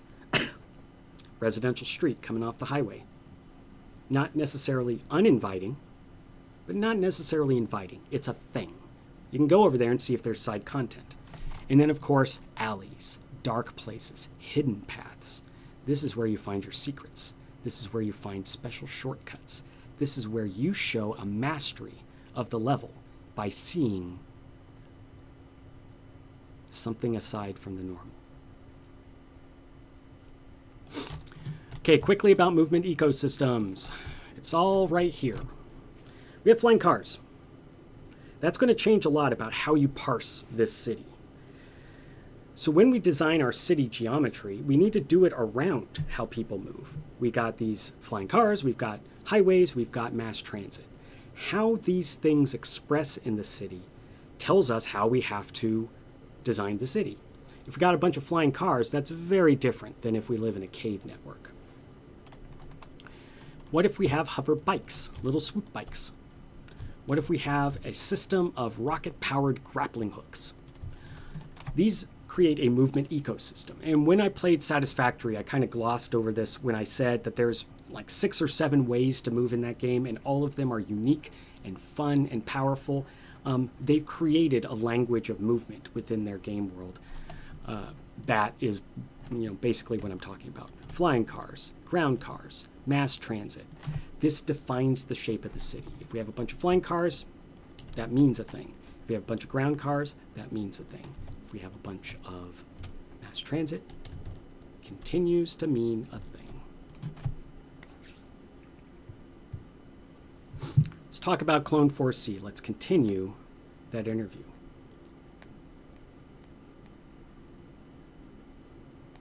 When I said I had my notes all in the same way, oh, you know what?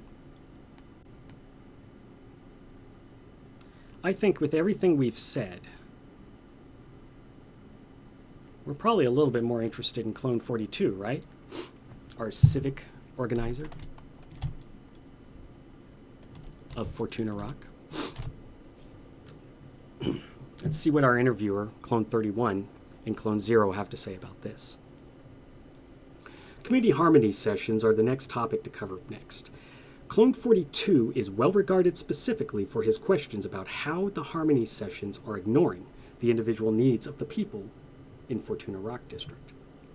There are reports of local food shortages, damage to the water infrastructure, and data stream corruption, and even more. While I personally can find no evidence of these things in the public records, Clone 42 is adamant that organizing and directing the people towards greater works will lay bare these iniquities and allow us to all work together to resolve them. This feels like a direct challenge to your administration.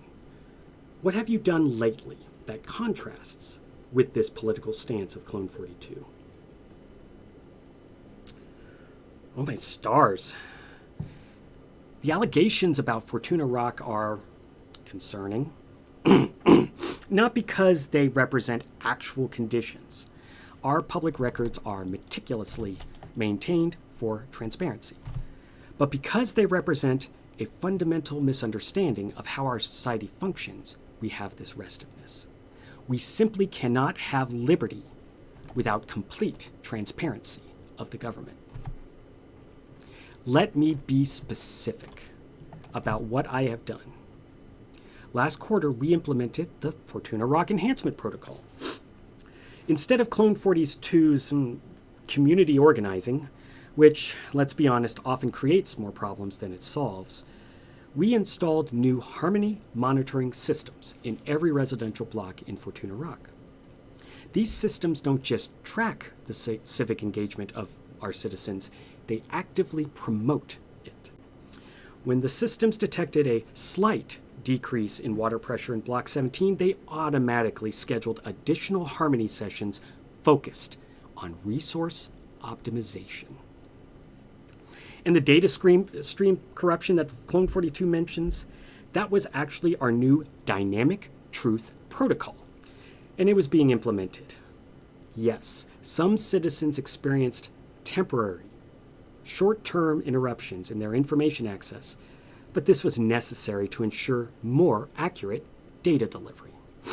The food distribution concerns, our metrics show consistent nutrition levels across all sectors.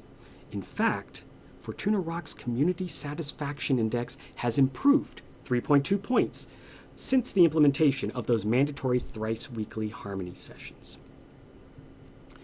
What Clone 42 fails to understand is that true harmony isn't about exposing differences, it's about transcending them.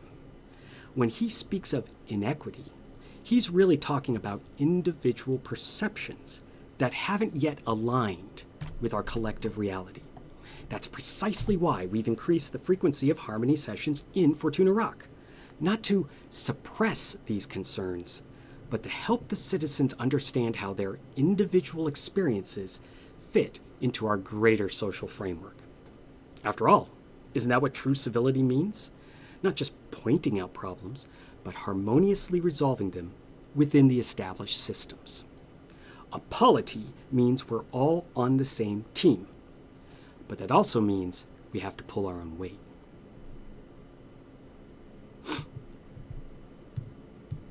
Let's gloss over my final section of my notes, and then we'll have one more interview. What have we learned? We've learned a little bit about hidden pathways, layers of discovery, verticality, color, light, darkness, wideness, the opposite of wideness. Hidden pathways, layers of discovery, back alleys, fire escapes, courtyards. Each of these reward your exploration, and sometimes that reward is a scenic overlook. Sometimes it's a narrative bit. Sometimes the city is just shown before you to be alive and purposeful. The city is a network of paths. There's a hierarchical path system between primary methods of travel, secondary methods of travel, and those hidden tertiary methods of travel. Each of these has its own rhythm. Each of these has its own pacing, and it guides your player movement. The city is a system of tensions, especially in a video game. Order, chaos, wealth, poverty. These create dynamism and drama. These create a way for us to relate to the experience that the game designer wishes us to have. It mirrors both a real city and also your own self when you play this game. So some key takeaways are environmental storytelling, decay, debris, the lights, the colors, clone re-education. All of these vibes, all of this environmental storytelling tells the story of eudaimonia. And to be honest, this interview that I've spent so much time in the evenings writing, and it was a blast, is not truly necessary, but it is trying to show a little bit about how we can marry up the eudaimonian experience, the lies and the truths, with a character who probably knows a lot more than we do. Lines of desire, I pound on this one. People want to go the shortest distance between point A and point B. It's our job as game designers to either frustrate that to provide more content or to deliver that. I want to go to Clone Town. That was short. Nice short. I was funneled. My path was shaped through there. I could see Clone Town over there, in between the buildings. Lines of desire. Networks, psychological borders. The difference between... Come on, camera. The difference between everything to the right of this highway and everything to the left of this highway is a true psychological border, well beyond that China Miaville book I talked about. Imagine if you run into, in a level, a line of barbed wire. That's a heck of a psychological boundary. Imagine that in the distance you can see a wide plaza swarming with surveillance drones.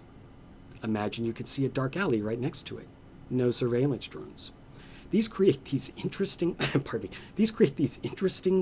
psychological borders that we leverage and exploit to tell the story of our game. Let's have one more interview. Let's finish this interview with Clone Zero, and then we will do the closing ceremonies where I thank y'all, tell you all I love you, and to be well, but not yet. We have one more clone to learn about. The artist. Excellent and identical leader, Clone 4C is something of a champion of the citizens, and I'm sure you can guess why. While you lauded their public artworks, there are rumors that he is creating works on topics considered uncivil and against the foundations of our polity. Is this true? Is Clone 4C a dissident? And if not, why is this confusion prevalent amongst citizens all over, especially in the Central District, at our cultural complexes?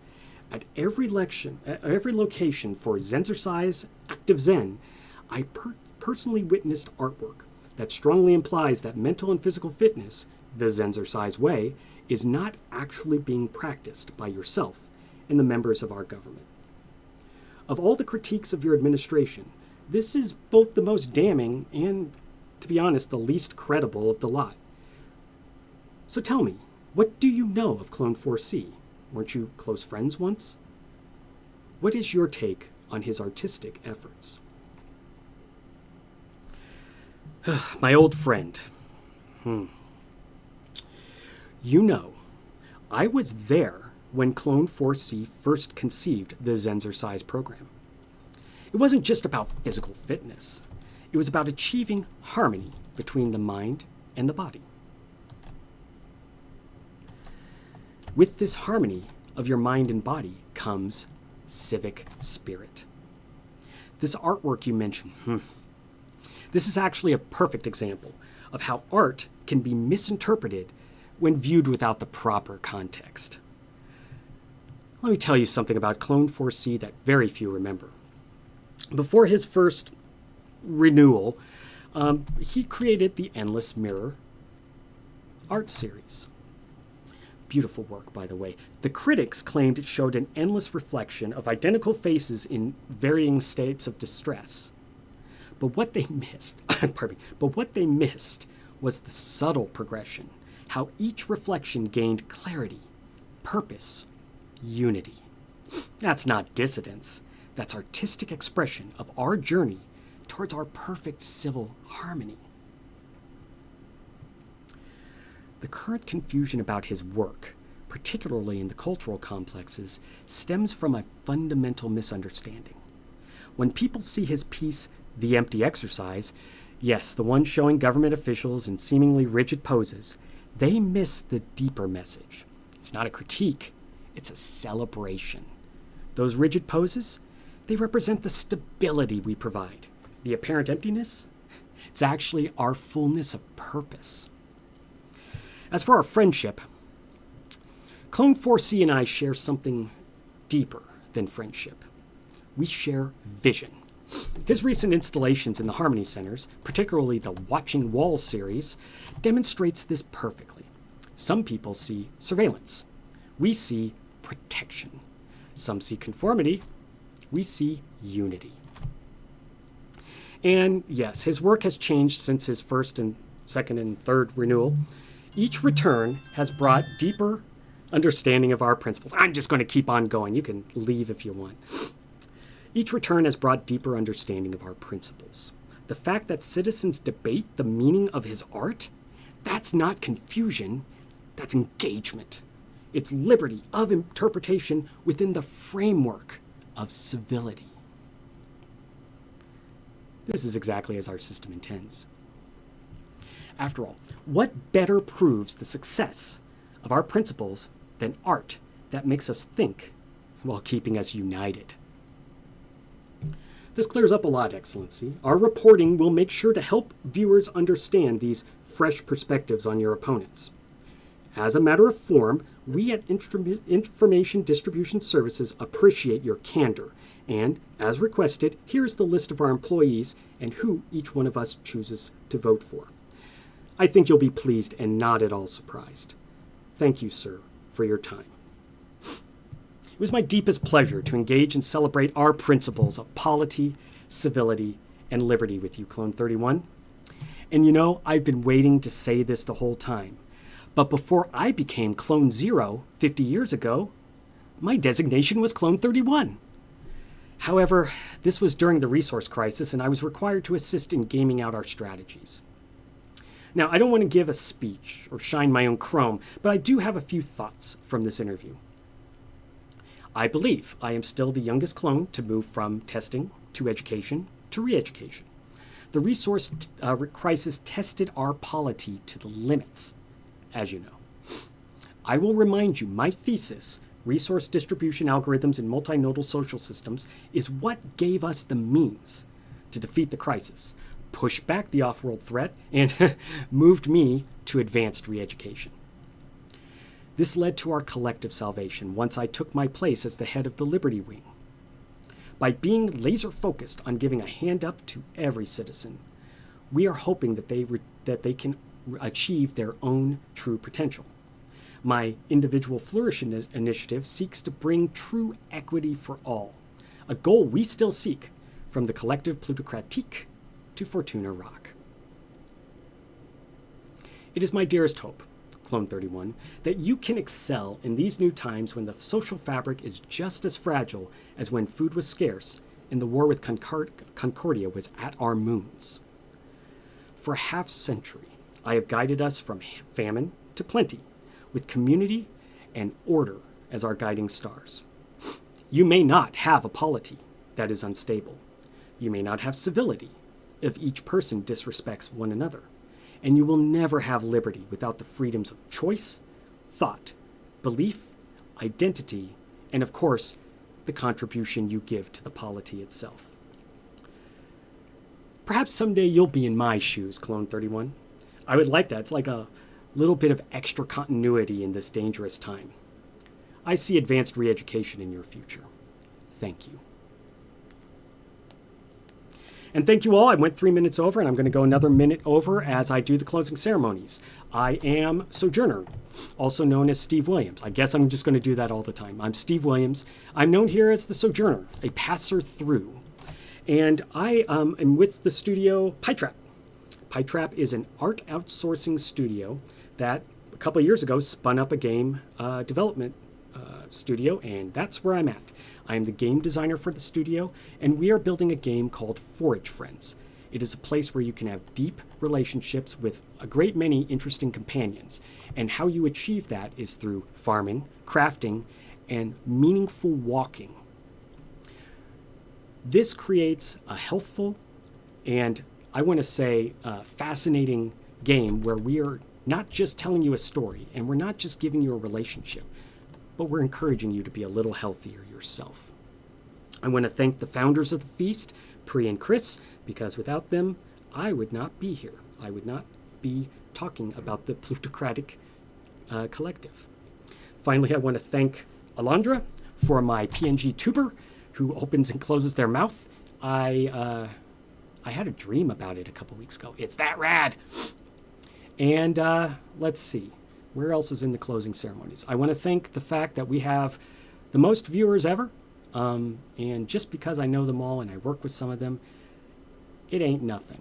I appreciate every single one of you being here, especially Crab Kitty, who specifically said that they did not like social media. And so I had to tell them myself that they're going to be here. Again, I want to thank you all. I recommend you follow this. I will be here from 7 to 9 p.m. and maybe a little bit extra. Every Thursday night, I have a different game and a different topic. Next week is Evil Genius 2, and I will be discussing that rivals are heroes. My full schedule is available on the pietrap socials somewhere, and boy, do I have a lot. Boy, do I have a lot set up for you, from Valentine's Day to breaking up and finding out how exactly do we talk about these things when they're just numbers. Thank you all. I'm going to end this stream. I got to do some razzle dazzle over here with some buttons I push. I love you. Be well.